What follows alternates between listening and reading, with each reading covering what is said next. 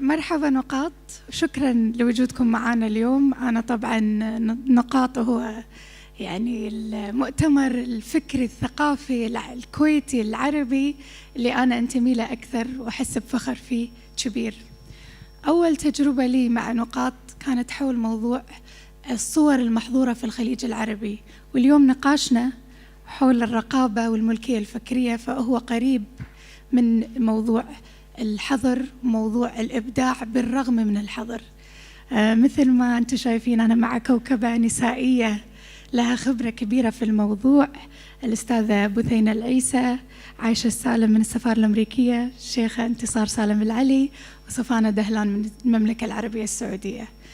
أعتقد إحنا لازم نبدي نقاشنا حول الرقابة والرقيب بسؤال حول نوعية الرقابة. يعني إحنا في إطار قانوني للرقابة، ولكن أيضاً في إطار شخصي ما يسمى بالسلف سنسورشيب، فممكن الاثنين يعني يقلصون من الحركة الفكرية، أو ممكن بالعكس يحمون الإبداع والفكر. نبدي فيك أستاذة بثينة، بما أنك كاتبة ومؤسسة مجموعة تكوين، قولي لنا هل الإبداع والرقابة يعني ضروري يكونون مضادين لبعض؟ مساء الخير، سعيدة جدا بوجودي اليوم، وأتمنى أن يكون النقاش مفيد ومثري. فيما يتعلق بهالسؤال، طبعا أنا ما عندي جواب جاهز حق هذه الأمور. يمكن في حالات معينة تكون الرقابة قوة ضاغطة على المبدع حتى يفكر خارج الصندوق ويلتف أكثر على القوانين، لكن الحالة العامة بالنسبة لنا بالكويت هي أن يعني أتكلم عن رقابة الكتب بالدرجة الأولى، أن الرقابة كلاسيكية جدا. عندنا 3 تابوهات، اللي هي التابوهات المعروفة اللي هم الجنس والدين والسياسة. في زمن سابق كنت أعتقد أن احنا ممكن نكتب شيء يستحق بدون أن نتطرق إلى هذه ال3 تابوهات، أن أصلا في مناطق كثيرة ربما لم تستنطق من قبلنا ككتاب. هناك أدب عظيم يمكن أن يتأسس في هذه المناطق، وربما هذا الكلام ما زال صحيح، لكن أحيانا يكون لا معنى لهامش من الحرية مساحته 99%. إذا كنت أنا 1% هذه ما أقولها، لأن الآن يعني فهمي الآن للأدب هو أنه يبدأ دوره في استنطاق الصمت.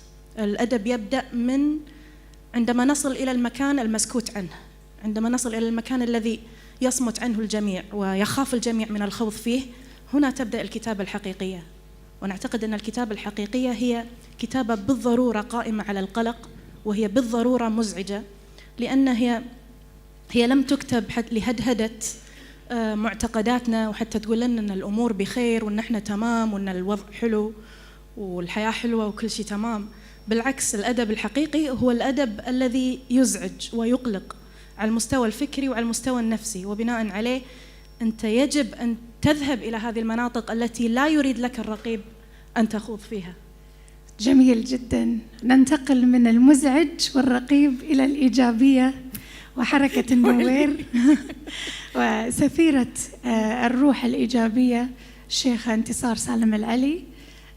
عندي سؤال، أنت يعني ترسلين رسالة للمجتمع بالإيجابية وبتعدي العقبات وبما فيها الرقيب، فحضرتك أخرجتي أفلام تتعلق في هذه المواضيع، فكيف نستطيع أن نشترك ونتعاون ونبدأ في ظل الرقابة والقوانين؟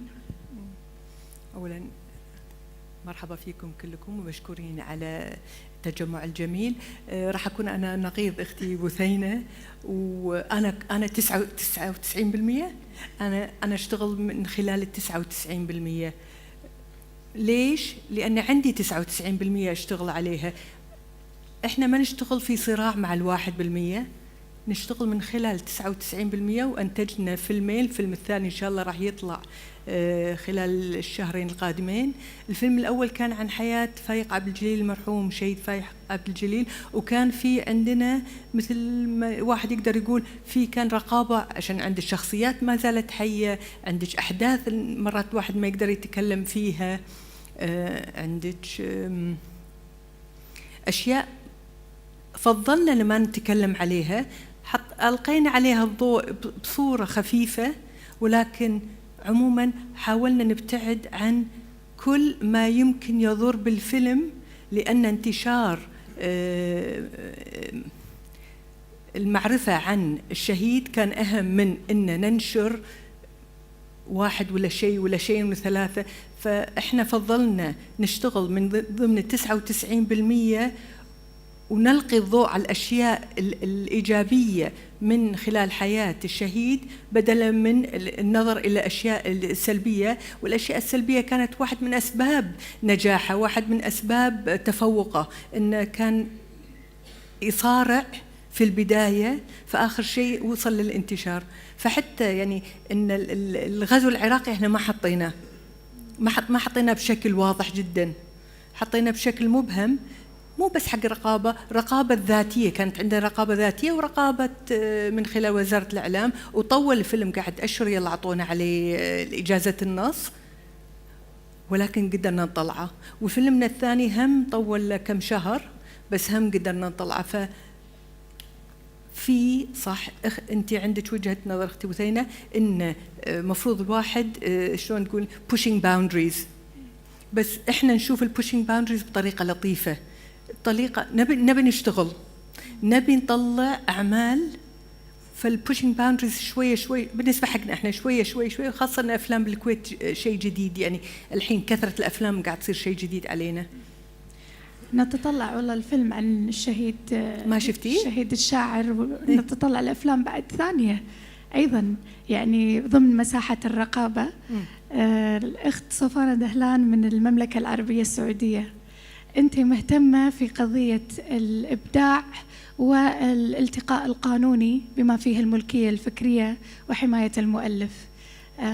إذا إحنا راح ننتج أفلام عن يعني شخصيات فذة مثل فايق عبد الجليل وشخصيات أخرى، كيف نقدر إن إحنا نتحايل أو نتعاون مع القانون لحماية الإبداع؟ أولاً السلام عليكم ورحمة الله وبركاته. يسعدني إني أرجع الكويت تاني وأشوف أهلها. عندي صلات عميقة بهذا البلد. لما نيجي نتكلم على موضوع السنسورشيب أو الرقابة، يجب أن نعرفها. إيش هي الرقابة؟ الرقابة basically بيعرفوها أنه هي نوع من تحديد حرية الشخص أنه يعبر عن رأيه أو يعبر عن أفكاره أو يعبر عن أي إنتاج إبداعي أو فكري. الرقابة اليوم إحنا بننظر لها فقط من منظور النظام، من منظور السلطة، ولكن ما بننظر على الرقابة من المنظور الاجتماعي أيضا. الرقابة في رقابة بتبدأ من البيت، تتفرجوا على كده ما تتفرجوا على كده. أنا إنسانة حاطة رقابة شاملة على بناتي ولي حق، وحاطة لنفسي أسباب ليش لي هذا الحق. ولكن تجي على الرقابة النوع الثاني اللي هي الرقابة بتكون نوع من الفلترز تكونت من المجتمع، من التعليم، من مخالطة الناس، من العرف الاجتماعي. هذه كمان رقابة. يجي رقابة السلطة أو رقابة القانون، وهذه رقابة يعني تخوفني كثيرا، لأنه أحيانا بيتم انتزاعها وإساءة استخدامها من متملكين لمصالح خاصة أو مصالح سياسية أو مصالح حزبية أو أيا كانت. اليوم المشكلة مش في الرقابة نفسها، المشكلة في ممارسة الرقابة. ولذلك الآثار اللي بعد الرقابة، أوكي عندك إحنا كمجتمع مثلا في السعودية من الأعراف الاجتماعية إنه نكون لابسين العباية، سواء كنت محجبة أو غير محجبة. هذا عرف اجتماعي يعني صح مفروض اجتماعيا، ولكن أنا تقبلته يعني فخورة فيه. هذا جزء من هويتي أنا كسعودية. ولكن في كثير من الدول الأجنبية وغير الأجنبية يفرضون علي رقابة أن أكون زيهم، إنه يعني أتشكل بشكلهم.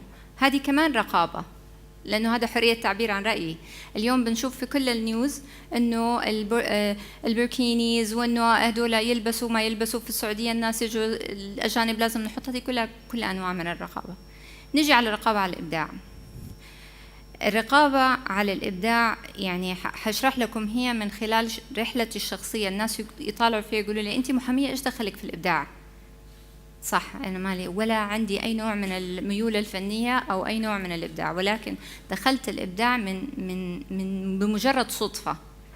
كنت بشتغل في مكتب كان أعطوني كل القضايا التي تختص بالملكية الفكرية، أو ديك الأيام كانوا يسموها entertainment industry، موسيقى، كتاب، إلى ما ذلك. وطبعا كانت وقتها طالعة ال WIPO وكل يعني كل معاهدات الملكية الفكرية، ومعظم النزاعات كان فيها طرف مبدع وطرف ثاني بيحاول إنه يتكسب من هذا الفكر أو هذا الإبداع. للأسف كنت دائما أنا المحامية حقت الطرف اللي عنده فلوس، مش المحامية حقت الطرف الضعيف.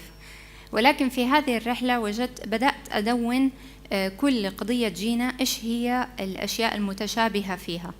وجدت أنه دائما أنه الطرف المبدع هو المظلوم أو المغبون أو الذي وقع على عقد مذعن. زي كيف عقد مذعن؟ زي عقود الطيران مثلا، انت ما عندك يا تشتري التذكره بهذه الشروط يا ما تشتريها، لا تسافري. فهذه يسموها عقود مذعنه. فكان هذا الطرف المسكين بيجي له العقد بيوقع عليه، then يصير في كونفليكت، then يجوا المحامي. الكونفليكت قولي لي اذا وقتي انتهى. كملي فكرتك وننتقل. المهم هذا الطرف كان دائما يعني هو كل القضايا بتجي هذا الطرف دائما بيوقع على هذه العقود. فكان عندي تخوف انه نحن نطلع المحكمة ويطعن هذا الشخص بعدم الأهلية، لأنه مش معقول واحد طبيعي بكل يعني أهليته يوقع على عقد زي كده. وصلت لمرحلة انه لا، خليني اقابل الطرف الثاني هذا، افهم منه. لما قابلت الطرف الثاني المبدعين اللي زيكم وجدتهم انهم ناس جدا جدا اذكياء وجدا مبدعين وجدا مثقفين. ولكن صار السؤال، طب كيف وقع على هذا العقد؟ الفكرة ايش؟ الفكرة كانت تتلخص في 3 أشياء. اولا الذاكرة البصرية، اوكي. 2 الاتنشن سبام. لما نديله عقد من 20 صفحة طالع فيها شاف الحروف مرصوصة بالشكل ده very nice، قري شاف الرقم make sense to him financially، وقع على العقد، ولكن لا يدرك معنى العقد. وهنا ظهرت مشكلة أنه financial literacy أو المعرفة القانونية جدا محدودة لأنه ما تعلمت صح. So in order to resolve conflicts that أو المشاكل حل النزاع لهذه النوع من القضايا I propose 2 things. The first one is a post قبل ما يصير النزاع يصير في نوع من الفاينانشال ليترسي، وهذا الدور اللي كانت بتقوم فيه تشكيل كشركة بتدي نوع من التثقيف الليترسي للمبدعين، بتحاول تعمل لهم كوتشنج، بتفهمهم أشياء في البزنس، أشياء في الأكاونتنج، أشياء في القانون، حتى لما يجوا يدخلوا معترك الانتربرنورشيب أو الكرياتيف انتربرنورشيب عندهم وعي. الحل الثاني كان بوست كونفليكت، يعني بعد ما تصير المشاكل كيف نحلها. وكان البروبوزل حقي انه نحلها عن طريق الوساطة التجارية، يعني ميديشن، ما نروح ندخلهم محاكم، هم يدوب بيصرفوا على نفسهم، كمان ندخلهم محاكم ونكسب محامين ثانيين. يعني اذا في هنا محامين ما تزعلوا مني، but the idea was to go through mediation عشان ينحل الموضوع بطريقة ودية. بعد فترة صار حلول الودية هذه أثرت الروح انه خلينا نعرف نحل الموضوع بطريقة أحسن، خلينا نتكلم مع الناس، خلينا we define in a very simple terminology إيش هي حقوقنا، إيش اللي لنا وإيش اللي علينا.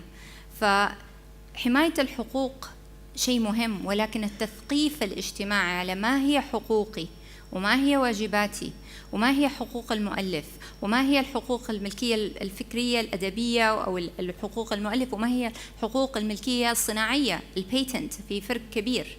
طبعا في جابس في القوانين كثيرة، ولكن لا حب أقوله الإنسان ما عنده حقوق على الفكرة، عنده حقوق في الشكل اللي تطلع منه الفكرة. يعني أنا عندي فكرة بس هذه ما لها حقوق عليها، ما أقدر أروح أسجلها. أقدر أسجلها إذا حطيتها في كتاب، إذا حطيتها في موسيقى، إذا حطيتها في الشكل. طب خلينا نسأل عايشة. do you agree with this idea إنه الشخص ما عنده حقوق على الفكرة، عنده حقوق على إخراجها، right? When it comes to a question of legal literacy. Yes, I was nodding along in agreement when you were saying that, is that copyright protection is the protection of the expression of an idea. All of us in this room could have the same idea and express it in 1,000 different ways, and we would each have protection on our individual expression of that idea. So you're right, it is important to educate the public, and it's very exciting to hear that this is happening in the region. Because people don't know what their rights are and what is protectable, and what the difference is between copyright and patent and trademark. So this is a very important discussion. But yes, copyright protection is for the expression of the idea, not the idea itself. Okay, so I think this brings us back to what you were saying. You and Sheikh Intisar were on opposite sides. إذا رح نبدأ بالفكرة وحماية الفكرة، إذن يجب أن نعطي مساحة أكبر للخلق الإبداعي، مو كذي؟ أنتوا عندكم في تكوين أن الخلق الإبداعي جزء من الخلق الإلهي، مو كذي؟ فإذا ما عندك مساحة للخلق، كيف أصلاً تطلعين بفكرة تستاهل إنك تحمينها؟ طبعا أنا أوجه تحية للأستاذ انتصار. هو أيضا لازم نأكد على موضوع، يعني أنا شفت فيلم حبيب الأرض وصراحة معجبة فيه، لكن هو الموضوع ككل هو موضوع آمن. it is safe. أنت قاعد تتكلمين عن بطل وطني، فبالتالي ما راح تتعامل معك الرقابة بنفس الطريقة لو كنت راح تتكلمين مثلا عن موضوع البدون. وهذا الشيء اللي تعرض له مسلسل ساق البامبو مثلا. يعني أنا شفت الملاحظات اللي سلمتها الرقابة لسعود السنعوسي شخصيا، وأتمنى أنكم تسألونه لأن ندوتها بعدنا بشوي. البنت لازم ما تدخن، البدون يصير كويتي، ما تبين أن في طبقات في المجتمع، كل شيء موجود سلبي في حياتنا موجود بالواقع، ما نقدر ننكره لأن احنا مو عايشين بعالم مثالي. مطلوب من الأديب أو من الكاتب أنه هو يتجاوزه.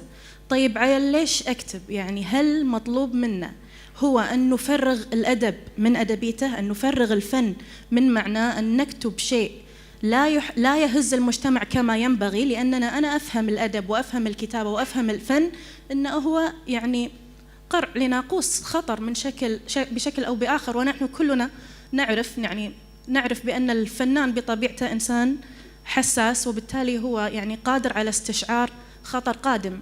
لماذا تمنع الرقابة كتاب مثل فئران أمي حصة وهي رواية وطنية من الغلاف إلى الغلاف؟ لماذا تمنع الرقابة رواية طعم الذئب لعبد الله بصيص بسبب ورود كلمة أفخاذ وكلمة يتبول بتهمة خدش الحياء العام أو خدش الآداب العامة؟ يعني الموضوع وصل إلى درجة، أنا آسفة بس وصل إلى درجة من التهريج في المنع.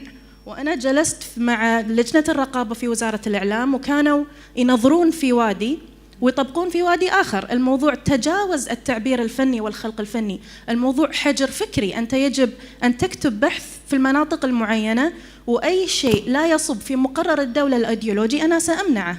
الوزارة الإعلام عندنا بالكويت تمنع كتب محمد أركون ونصر حامد أبو زيد وسروش وكل كتب التجديد الديني وكتب خزعل الماجدي، وأي كتاب لا يصب في المقرر الأيديولوجي للدولة. طيب هذا ليس مساسا بالمقدسات. كتاب لغز عشتار لفراس السواح، كتاب يتكلم عن الميثولوجيا البابلية والإغريقية وميثولوجيات الهلال الخصيب، هو يتكلم عن الألوهة المؤنثة، هو لم يمس مقدساتك، هو تكلم عن شيء آخر تماما. لكن عندنا وزارة الإعلام بالتعاون مع وزارة الأوقاف تحجر على هذا الكتاب ويقبر ويمنع. إذن يعني في وصاية فكرية من الدولة على ما يحق وما لا يحق لنا أن نقرأه، وهي تتعامل معنا كلنا على أن احنا قصر، وهذا أمر غير صحيح. أنا لا أستطيع أن أتصرف وكأن هذه ليست مشكلة. أنا لا أستطيع أن أكتب كتابة ترف، كتابة غير منطلقة من هذا الوجع، لأن أنا متوجعة على ما يحدث. فعلا.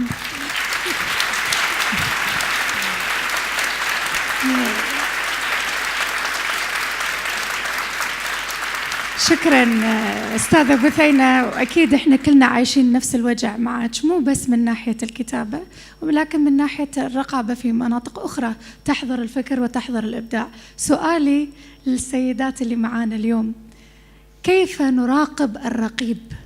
كيف نتأكد أن الرقيب رقيب واعي ومنصف؟ في رقيب مع الإنترنت؟ أيضا فكرة جميلة. ما في رقيب مع الإنترنت.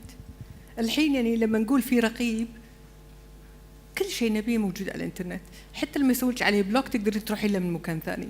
فيعني الرقيب قاعد يفشل يوميا في الرقابة، مثل ما احنا قاعد نفشل يوميا في مراقبة عيالنا.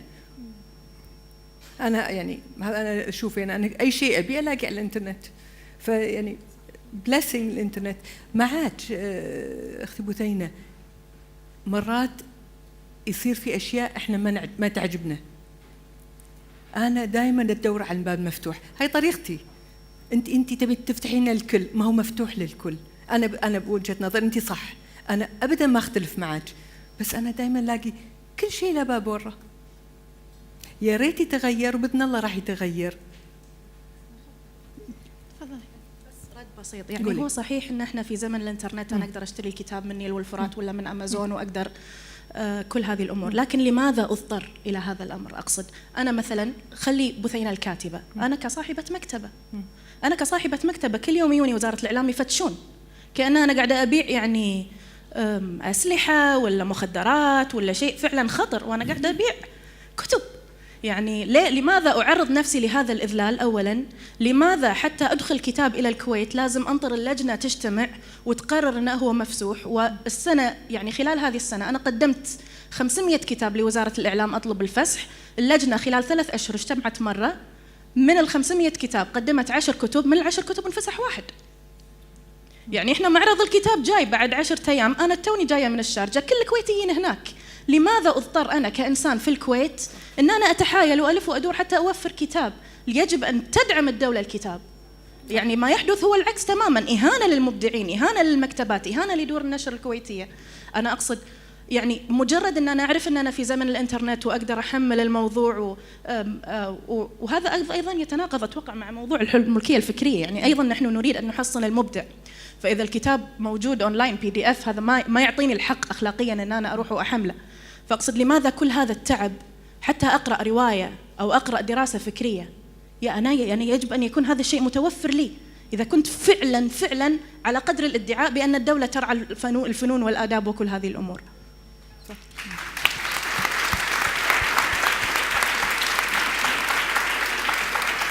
صوفانا، التجربة السعودية مع الرقابة والملكية الفكرية والحظر على الإبداع، كلمينا قليلاً عن هذا، من أنت جزء من المشروع الوطني للإبداع في السعودية.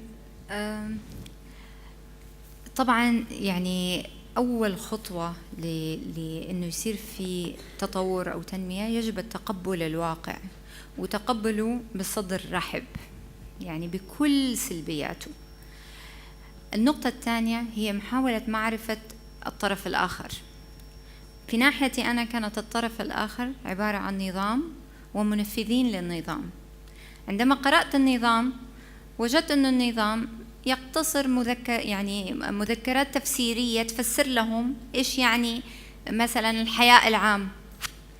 الحياء العام اللي كانوا كاتبين وقت ما كتبوا القانون هذا من السبعينات، اليوم الحياء العام تغير أساسا تماما، مش مثل ما كان بالسبعينات. المذكرات التفسيرية هذه ما هي موجودة. المشرع أصلا ما عنده وقت يرجع مرة تانية يطالع في القوانين من أول وجديد ويرجع مرة تانية يفسرها بمنظومة ومنظور العصر والواقع والحاضر. ما هم راضين يشركوا شباب وشابات يجوا يقولوا لهم إيش يعني الحياء العام. ما إحنا اللي عايشين دحين، إحنا اللي بنفسر إيش يعني الحياء العام. أنا ما بقول إنه إحنا يعني نتعدى على تقاليدنا، ما بقول إنه إحنا يعني نتجاوز كل الخطوط الحمراء، ولكن يجب إعادة النظر في كل معتقداتنا وفي كل منظومة المعتقدات اللي عندنا كلها من أولها لآخرها، تبدأ بالدين والتقاليد والأعراف وترجع تتفسر من أول وجديد. في السعودية حصل معايا موقف جدا مضحك ومبكي. أطلقنا المبادرة السعودية للإبداع، وهي مبادرة عبارة عن خلق منصات للتبادل المعرفة الإبداعية. واحدة من الأشياء الأساسية كانت وجود قصور كبير في انتقال أو بناء المهارات في المملكة، وذلك لخصوصية المملكة في منح سمات الدخول للناس عشان يجوا يتعارفوا. وهذا يعني إذا مو حج وعمرة كيف حتدخلوا؟ يعني الخليج أوكي بس الباقي ما بيقدر يدخل. قررنا أنه نجيب 60 خبير وخبيرة من كل أنحاء العالم في 12 قطاع لمعرفة ما هي يعني ما هي سمات الإبداع في المملكة. أحد ورش العمل كانت عن واحد يسموهم المستقبليين the futurist، شاب من البرازيل يدرس ما هي التكنولوجيات التي يتم تطويرها الآن as we speak في اللابس. عنده 101 تكنولوجيا تتم تطويرها. سمى ورشة العمل Envisioning the Future. أوكي؟ الأخت الكريمة اللي هي أنا كتبت طلب التصريح، كتبت بالإنجليزي Envisioning the Future، بعدين قلت هذه ما بتعبر بالعربي إذا كتبتها نصيا، خليني أحط تعرف على تكنولوجيات حديثة. وصلت الورقة للشخص أو الموظف المسؤول، شاف قال هذه أكيد ما تفهم إنجليزي، أنا أخذ الكلمة زي ما هي بالإنجليزي أحطها في جوجل. حتى في جوجل طلعت له قراءة المستقبل. ولكم أن تتخيلوا ما حدث. أضاف هو بإبداعه أضاف كلمة التنجيم between brackets. وأبدع ويجيني تليفون في نص الليل يقولوا لي الساعة 6 صباحاً لازم تكوني في الرياض، والساعة 8 حتكوني في لجنة تحقيق إنه أنتي بتعلمي التنجيم. المشكلة مو هنا، المشكلة في 101 new invention اللي منها virtual reality، منها applied reality، اللي ماني عارفة لها ترجمة، حتى أحطها في جوجل ما هي راضية تطلع الترجمة الصحيحة. فالمشكلة هي ما هي في النظام، هي اللي بيطبقوا النظام، هدول اللي بالهم تثقيف ما هم فاهمين. فإحنا اليوم واجبنا كشباب، كمنتديات، كإعلام between brackets، لازم نثقف الناس والمجتمع إيش هي اليوم الواقع العصر، ما هو الإبداع، كيف نتعامل معاه، كيف نترك له الحرية، متى الحرية هذه تسلم منه للصالح الاجتماعي، حتى يكون نوع من التوازن. احنا ما نبغى كمان completely hijack تقاليدنا ولا الحياء العام، ولكن نبغى نوع من التوازن. طب أنا عندي سؤال على التوازن. اليوم أنا طبيعة عملي يعني استشارية، كثير مطلوب مني أن أسوي دورات تدريب لمن هم أجانب، أشرح لهم الحساسية الثقافية الخليجية والعربية والإسلامية، وصار عندي معضلة بين الموروث الثقافي والرقيب والحرية الشاسعة في التعبير، خصوصا التعبير المرئي في الإعلام الجديد. يعني إحنا لما نشوف كمية الحرية في الإعلام الجديد من حيث اللبس والمظهر والحديث، نقارنها مثلا في الكتاب والمساحة الحرية في الكتاب أو في الأفلام، نلاقي إن في تناقض. إذن هو تناقض قانوني أم تناقض في المجتمع أم تناقض في عقلية الرقيب؟ الرقابة ما وصلت حق السوشيال ميديا. إيش رأيكم؟ تفضلي.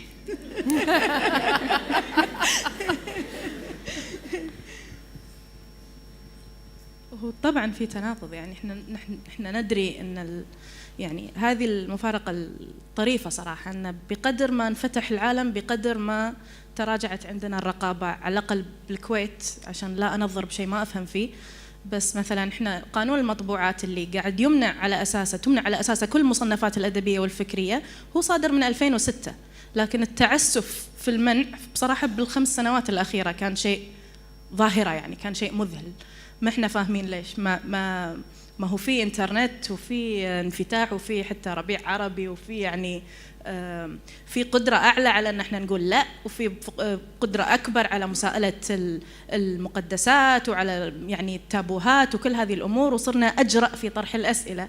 لكن يعني لا، أنا لا أفهم منطق الرقيب بصراحة، أنا لا أفهم منطق الرقيب على أي أساس يعني تم التضييق إلى هذه الدرجة مؤخرا.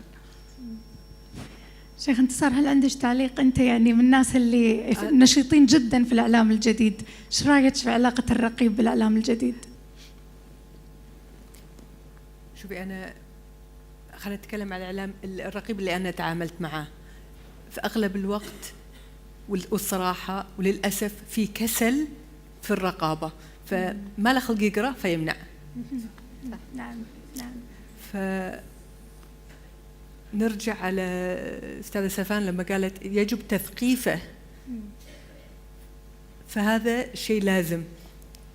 تثقيفه مرات ما له خلق يقرأ.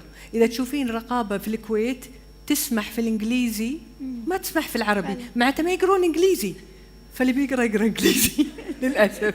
فهو في جهل وكسل. شنو حلها؟ مو عندي، عشان أنا ما قاعدة أدخل في مواجهة مع الرقيب، أنا قاعدة ألعب في الدائرة المسموح فيها. شنو الحل بين الجهل والكسل صفانة قبل لا ننتقل للأسئلة؟ الحوار. صح. بده يصير في حوار، والله لا. لأنه من غير ما نفهم وجهة نظرهم أو فين نقطة انطلاقهم ما حنقدر نوصل لحل. وإحنا في خلال الحوار أنا دائما أقول الحل دائما يكمن في نص الحوار، لأنه في لحظة معينة الطرفين بيتراجعوا عن نقطة معينة وبتصير التقاء وبيصير في حل. فالحوار هو أهم شيء، حتى لو إحنا معتقداتنا أو البليف سيستم يختلف عن الطرف الثاني، حتى لو نعتقد كل الأشياء يعني إنه هذا they're suppressive، إذا ما فتحنا حوار معاهم معناته إحنا يعني we eliminated الحل. فأعتقد في الواي بي او قريت يعني من كل المذكرة هذه أو المعاهدة أو المعاهدة الدولية في نقطة أثارت انتباهي وكانت هي بالنسبة لي انطلاقة مهمة، حقراها عشان I quote it. إنه يهدف نظام تنظيم الملكية الفكرية إلى إرساء توازن سليم بين مصالح المبتكرين ومصالح الجمهور العام. فالقانون يحمي الاثنين على فكرة، مش يحمي طرف واحد. أنا راح أنتقل من فكرتك عايشة. I wanna end on this note and sorry if I'm putting you on the spot. بس صفانة said القانون يحمي الطرفين اللي هي المصالح المبتكرين ومصالح الجمهور، يعني يعمل على التوازن بين الاثنين. القانون يعمل على التوازن وحماية مصلحة الطرفين، هي في الأخير المصلحة العامة. نعم المبتكرين. اليوم احنا شفنا حرية التعبير في أمريكا أين أدت بعد الانتخابات الأمريكية، واختيار شخصية يعني مثيرة للجدل مثل ترامب. فهل الرقابة في الحديث من هالناحية هل هي يعني مصدر لجدل أكبر أم هي حماية للمصلحة العامة؟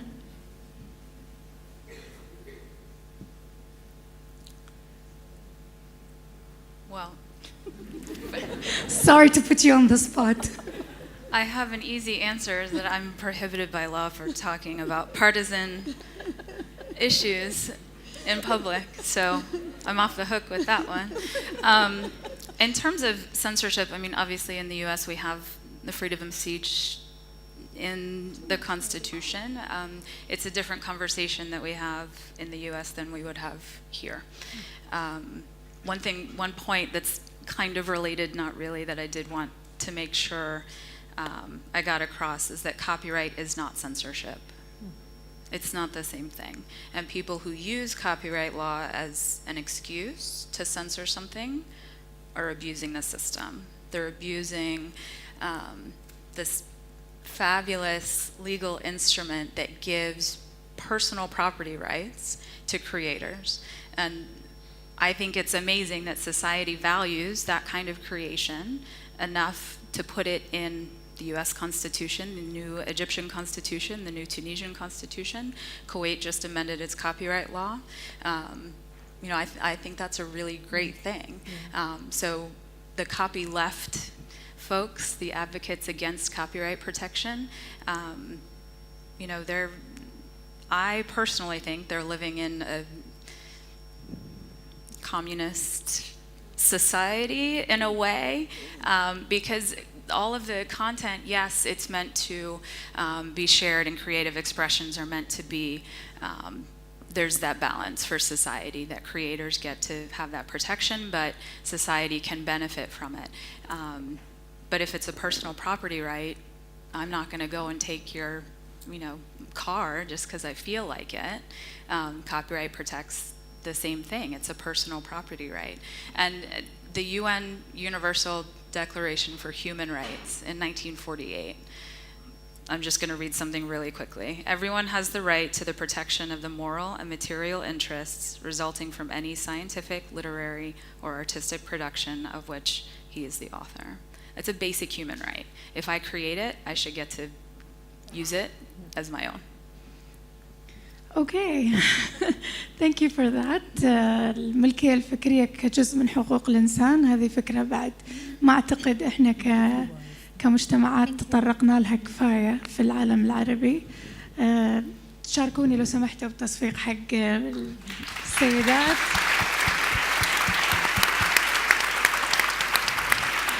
نفتح المجال للأسئلة اللي عنده سؤال.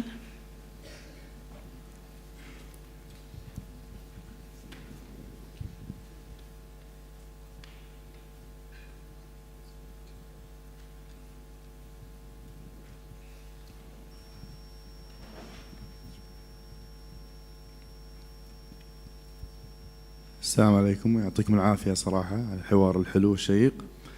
أنا بس ببدي بقول أن الرقابة تضر بشكل واقعي وتأثر على الفنان والشخص، وليس فقط يعني في مجال الإبداعي. يعني عندما ننظر إلى الماضي نشوف مثل شاعر مثل فهد العسكر وشون الرقابة أثرت في حياته بشكل واقعي، وعندما ننظر إلى الواقع المعاصر نشوف في تناقض موجود بين الرقابة خلينا نقول المحتوى اللي جاينا من برا واللي يطلع من عندنا. ففرضا في أفلام توصلنا بالسينما والطفل زين يقدر يدخل الفيلم وعادي إذا شنو مقطع شايلين من المقاطع العاطفية، ولكن العنف موجود، هذا شيء عادي. فالرقابة غريبة صايرة أن نسمح بالعنف ولا نسمح بالعاطفة، وهذه أدت بشكل واقعي شيء صجي إلى عندنا مستويات العنف عند الأطفال عالية جدا في المدارس.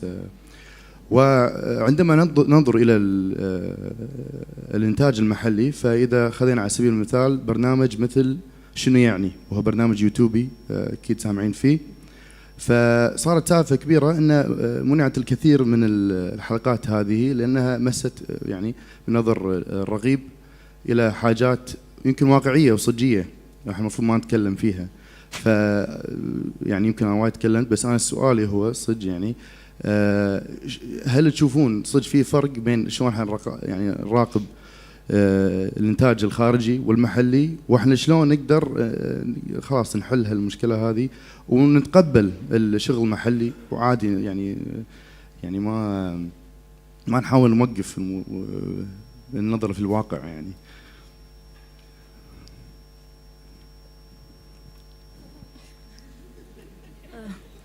هل نشوف في فرق بين الإنتاج المحلي والإنتاج العالمي من حيث حرية التعبير؟ أنا أشوف أن الرقابة مختلفة، يعني إحنا شلون إحنا نطبق الرقابة غير على نشوف اللي يعني من برا واللي يطلع من عندنا محليا. يعني إحنا نطبق الرقابة بشكل مختلف بشكل مختلف نعم، على الكتاب المحلي وعلى الكتاب المستورد نعم، أو الأفلام أو يعني هي رقابة. هو المفروض على حسب قانون المطبوعات أن كل شيء ينطبع داخل الكويت مفسوح باي ديفولت، والرقابة عليه لاحقة وتكون عن طريق المحكمة. لكن وزارة الإعلام قاعد تعامل الكتاب المحلي معاملة الكتاب المستورد، وبالتالي في رقابة مسبقة على كل شيء. أنا عن نفسي ككاتبة إذا كنت تتكلم عن مساحات التعبير، أنا أفضل أن أكتب النص كما يريد النص أن يكتب. يعني أنا ما راح أشيل فقرات عشان عيون الرقيب يرتاح، أنا ما راح أسوي هذا الشيء. يمكن في كتاب آخرين يقبلون هذا الأمر، أنا أرفضه شخصياً. أنا بالنسبة لي أفضل صراحة وأحرض أن الكل يكتب أن الكل يكتب كم يعني وفق متطلبات النص الفنية. نحن في النهاية نتكلم عن صنعة، الكاتب فنان والنص يريد 1 2 3، وأنت تستجيب لحاجة النص. إذا كنت أنا سأخل بالشروط الفنية لنصي أو للفيلم أو لأي شيء، فأنا أفضل بصراحة أن أكتبه كما يطلب مني هو، لكن وأصدره برا الكويت. أنا سأصدر كتبي في لبنان ولتمنع ولتباع في أرفف الأكثر مبيعاً في كل معارض الكتب وفي مكتبات الوطن العربي كلها، في جرير وفي كينيكونيا، ولتكن مصدر إحراج مستمر لوزارة الإعلام في الكويت لما يفتحون.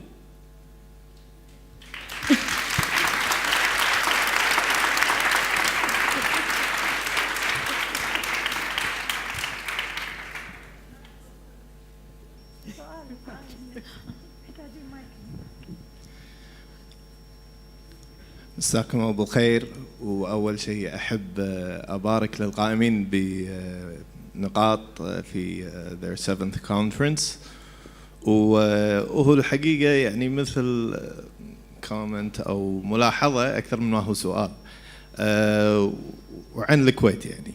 وهو الحين احنا عندنا في عالم الفنون والآداب الرقابة عليه غير منظمة. ف يعني ما هي بس على الكتب، وإنما يعني تروح حتى على الكوميدي شوز أو الستاند اب كوميديز. فإذا كان في أي نص أو أي سكريبت فأنا ماني ضامن والله باكر بيوافقون عليه أو مو موافقين عليه. وبنفس الوقت اللجنة مثل ما تفضلت الأخت انتصار أنه في كسل، يعني هو قاعد يوافق وما يوافق حتى ما يعرف إنجليزي مثلا إذا كان الشيء باللغة الإنجليزية. فليش ما يسلم كإدارة لأحد الشركات ذات النشاط بالعمل الثقافي وهي تقوم بالواجب بدال لا أنا أقدمه للجنة يعني كمبادرة أو طريقة. لأنه هو مو بس إنه يعني إحنا نختلف وياهم إنه قاعد يصير في رقابة على كتب ووايد أمور، بس هو أيضا يدش على الناحية الإدارية شلون قاعد يديرونه. يعني أنا عندي رقابة على 1 2 3 شلون أقدر أديرها؟ يعني ما قاعد يصير في إيكواليتي. لأن أعتقد يعني حتى في ناس وفق النظام الرقابي عندهم المفروض ما يدش أو ما يمر الكتاب، لكن لا، هذا ولدنا خلوه يمر وخلي يروح ينشر مثلا بمعرض الكتاب السنوي أو كذا. فأعتقد it's more of managerial part issue than anything else as a start. ويعطيكم العافية.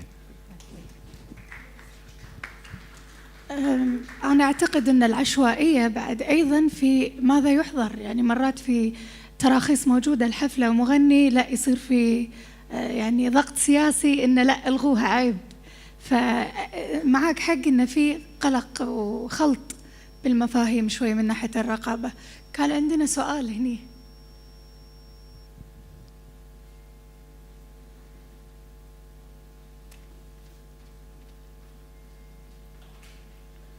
مساء الخير. عندي سؤال بليز أو كومنت حق الأخت بثينة، وليس دفاعا عن الحكومة، لكن وايد حسيت أنك نسبيا عارفة في القوانين والرقابة ووزارة الإعلام وإلى آخره. هل حاولت تغيرين شيء؟ قدمتي لهم مذكرة؟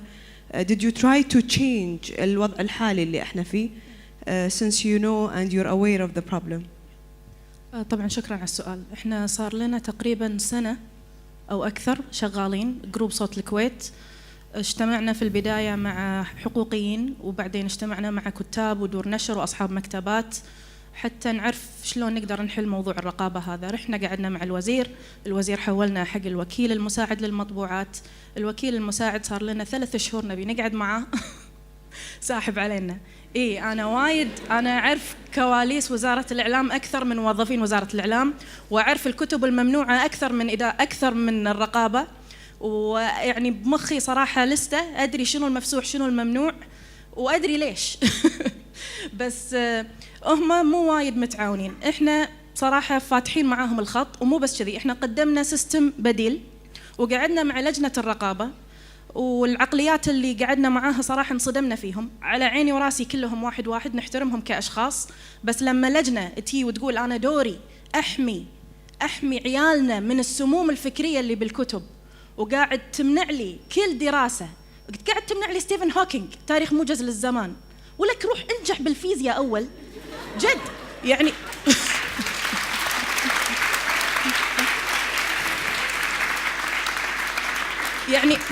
يعني لجنة مهمتها تحمي الجهل حتى فيما يتعلق بخدش الآداب العامة، وأنا روايتي ممنوعة بتهمة خدش الآداب العامة. الوكيل المساعد بنفسه قال لي لا، أنا إذا مشهد جنسي بس ما في تصوير عادي أجيزه. أقول لهم عادي يجيزوا. طيب ما أنا يا أخي بس منعوه. إنزين قلت لهم طيب معلش، أنا الحين صاحبة مكتبة، في تصنيف عمري، في أدب أطفال، في أدب للفتيان، في أدب للبالغين.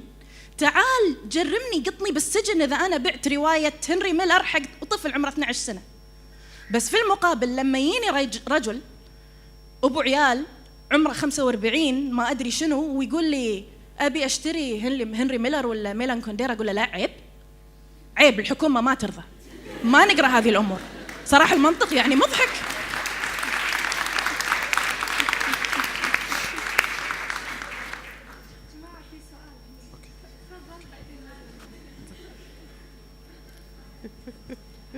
اوكي، السؤال اللي اعتقد انه يجب ان يطرح، لماذا يوجد رقيب اصلا؟ يعني بعد كل هذا اللي مر فيه الزمن ومرت فيه البشريه للحصول على حريتها، لماذا توجد فكره وجود الاخ الاكبر الذي يقرر ماذا اقرا وكيف افكر وكيف اكون قناعاتي؟ قضيه ان اللي قاعد يصير انه هو استجداء للرقيب، انه تكفى تعال واحنا نبي نحب الايادي عشان تمشي لنا هالقانون ولا عشان تمشي لنا هالشيء، هذا مع الاسف واقع احنا قاعد نعايشه ونحاول ان نغيره كثر ما نقدر. ولكن السؤال الاكبر والسؤال الاهم، اصلا لماذا يوجد رقيب؟ لماذا يوجد شخص يقرر لي كيف افكر؟ ما هي المعايير؟ المعايير دائما ستكون مختلفه. هنالك شخص سيكون له معيار ديني، الرؤيه للدين مختلفه، معيار اجتماعي، معيار سياسي، معيار زمني. ما قد يكون يراه الرقيب يناسب قبل 5 سنوات يختلف الآن.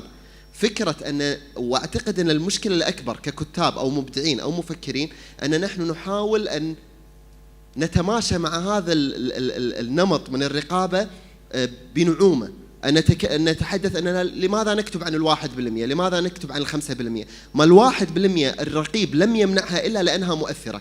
لو لم تكن مؤثرة ما كان راح يمنعها. هم يريدون أن يجعلونا نكتب فقط في عالم وردي. المشاكل التي تحدث كل يوم، المعاناة اللي قاعد يعانيها أجزاء كبيرة من المجتمع، الأفكار وإن كانت فكرة بسيطة، هذه الفكرة 1% دائما هي التي تستحق الكتابة وليست 99% العامة، لأن الكتابة هي خرق للواقع، خرق للاعتياد اليومي. فأعتقد أن فكرة أصلا الاستجداء للرقيب وأن إحنا نبي نكتب بالمسافة الآمنة، هذه خيانة للكتابة وخيانة للإبداع بالباب الأول. بضيف، ما راح أجاوب، بس بضيف، ترى معرض الكويت ثالث معرض على مستوى الوطن العربي، إحنا عقب بيروت والقاهرة، عشان تعرفون هذا البلد شنو كان قبل.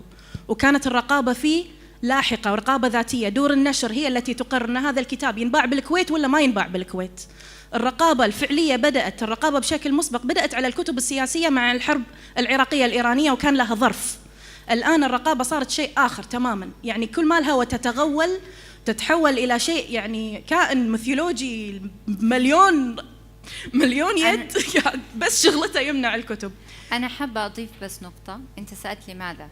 إنه إحنا اليوم عايشين في جاهلية معاصرة، البيوت لا تربي، نعلم ولا نعلم التفكير، بس كده بنديهم تكست من غير ما نشغل لهم عقلهم.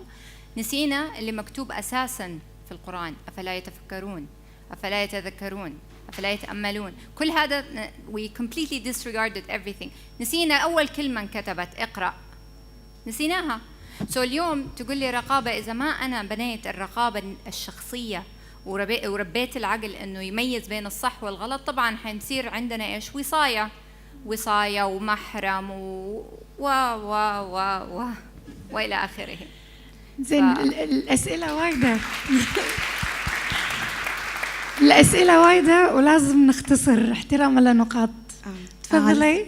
ايوه، على سيرة انه الحوار هو الحل بين الطرف المبدع والطرف الثاني، تجربة مرة قصيرة انه واحدة جاليري بتعامل معاها طلبوا مني قطعة فنية وقدمتها، وكانت ما فيها اي شيء يخدش الحياة، اكشلي كانت موستلي تكست ورسالة مرتجلة الى نفس الانطوائية، وكانت لا هي سياسية ولا دينية ولا اي شيء. جاني ايميل من الجاليري انه ممنوع، مرفوض، الرقابة قالت لا. طب ليش؟ ما نعرف. اوكي، موف اون.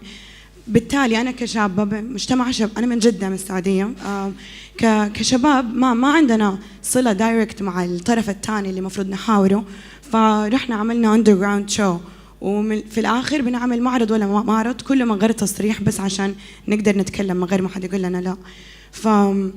فسؤالي هو فضول، انا لو اوكي طيب خلينا نقول ابغى اسمع كلام الطرف الرقيب، ايش مفروض ما اعمل اذا رساله لنفسي ما لها أي صلاح في أي شيء ديني أو سياسي، لا. فكيف أعرف إيش ولا في موقع يقول لنا النقاط الممنوعة ولا أي شيء عشان نعرف لو نبي نحد نفسنا كيف نحد نفسنا؟ فده سؤالي، عندي فضول يعني. الإجابة ليكي أولا، لا عمرك تقبلي أحد جاليري يديكي شيء شفوي. إذا ما أعطوكي شيء كتابي قولي لهم لو سمحتوا أنا ما حقبل الكلام هذا، تبعتوا لي خطاب رسمي يذكر فيه إنه أنتوا إنه قدمتوا هذه المعاملة، تدوني تاريخ إيداع المعاملة اللي هي to get the approval، ويجي والرد الرسمي من وزارة الإعلام أو من من جمعية الثقافة والفنون whatever.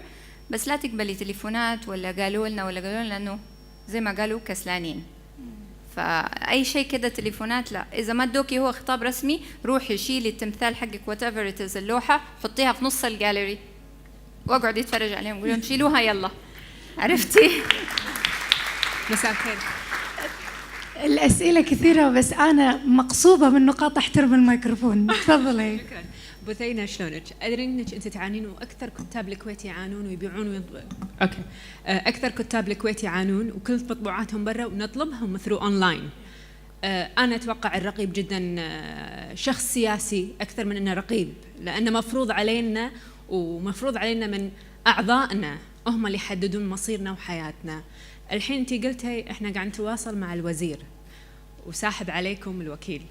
نكست ستيب شو راح تسوين؟ هل تطلعين احتجاج؟ إحنا نطلع احتجاج لأن أنا ما أعتقد إني أنا أحتاج رقيب. أنا أطلع احتجاج لأن ما أعتقد إن واحد يعطيني رقيب. يحتجوا على وايد شغلات. النكست ستيب لأن الصلح مو قاعد ينفع معاهم.